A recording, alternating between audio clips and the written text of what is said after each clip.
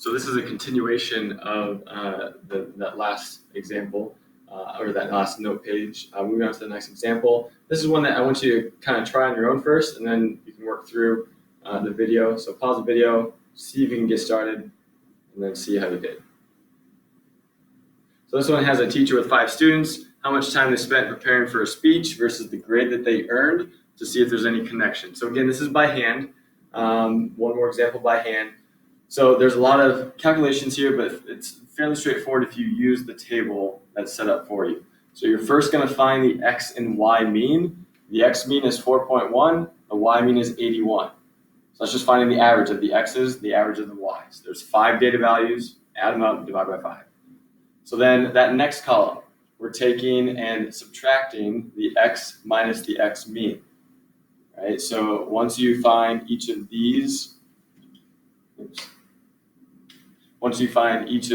values, right, all you're doing again is taking each x value minus the x mean, each y value minus the y mean, and then you're going to take and you're going to multiply those 2 columns together in that third column, and then you're squaring each of those previous columns for that last column.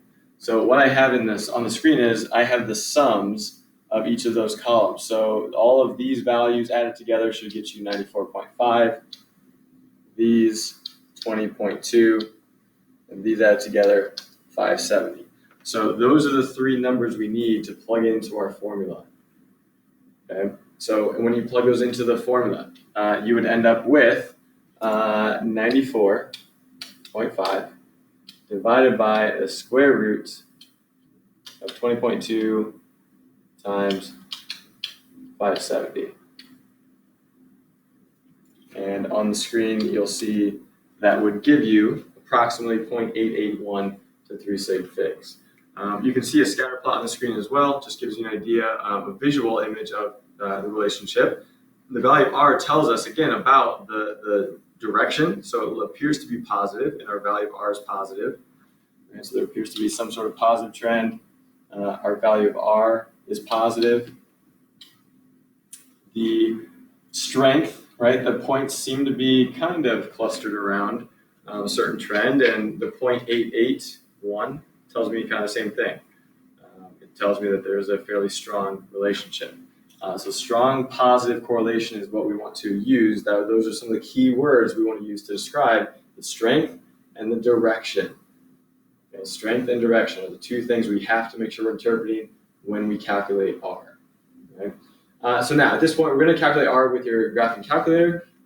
There was a video from the e-learning assignment that helps you put the data into lists and run correlation and run a linear regression as well. We're just focusing on R right now. So if you need to go back and watch that video again, please do. Otherwise, I'm just going to go through some examples here and let you work on typing that in and practicing with your calculator. So the next example, the botanical gardens. If you pause the video, try it out, and then see if you can work through that with your calculator. So the scatter plot for A, just creating a little scatter plot, that's no big deal. You're just plotting points, right? So quality of chemical versus number of surviving beetles.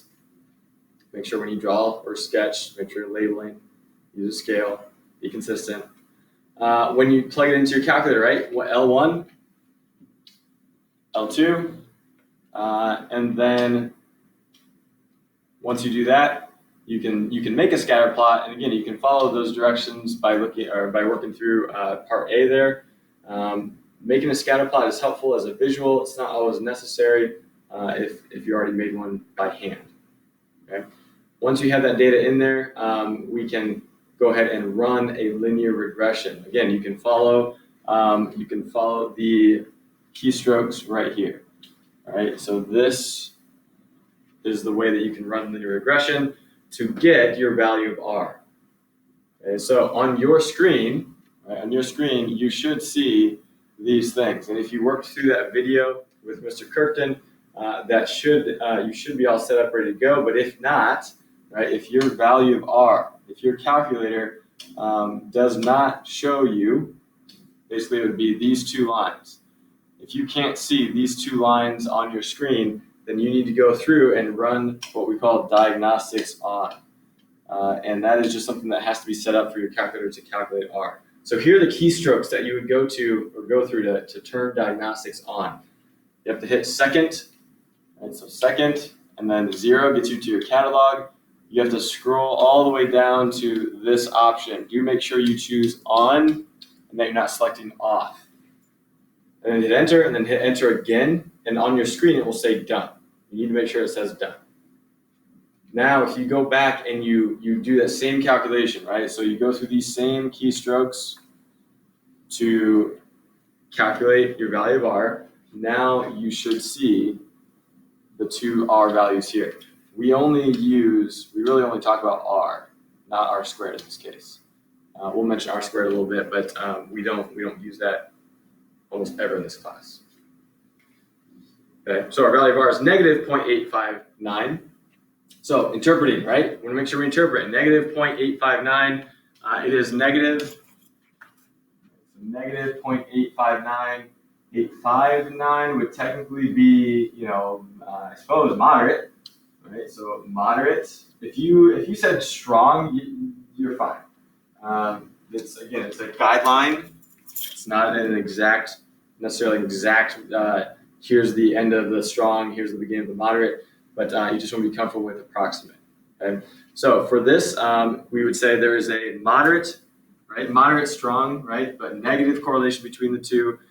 So between the quantity of chemical used and the number of surviving beetles. So in general, if it's negative, that means the more chemical used, the fewer beetles there are. Right? So the more, if you look at your scatter plot, the more chemical you use, so as X is increasing, the fewer the number of beetles there are. Okay? So the next few examples, try them out. For those next two, you just need to calculate R and describe the linear correlation. So we're assuming it's linear, but we're going to talk about the strength and the direction. So run through those steps again, see if you can interpret that value of R, and check your work here. So your value of R to 3 sig figs, 0.786, and then interpreting that with your table, it is positive. Right? But 0.786 would be, again, moderate.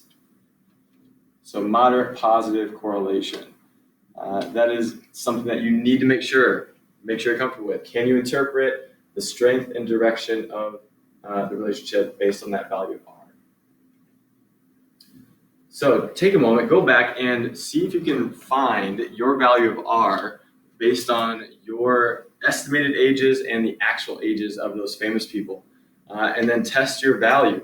So here would be your table to look at. If your values were close to 1, right? If your R value was close to 1, then you did pretty well, right? The higher or the younger someone was, the lower you guessed. The higher someone was, then they were actually older, or the higher you guessed someone was, the age.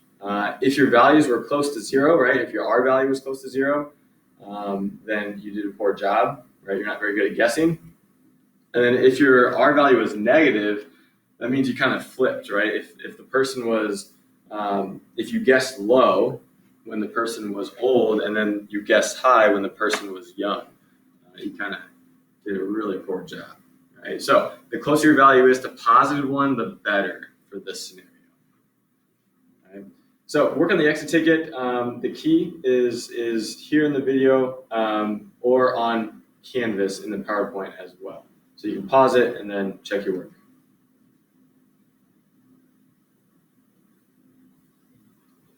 Here you can see the mark scheme for each points, or for the points. For part C, A1 for saying strength, stating the strength and direction, which means strong, negative. Those would be your 2 points for part C.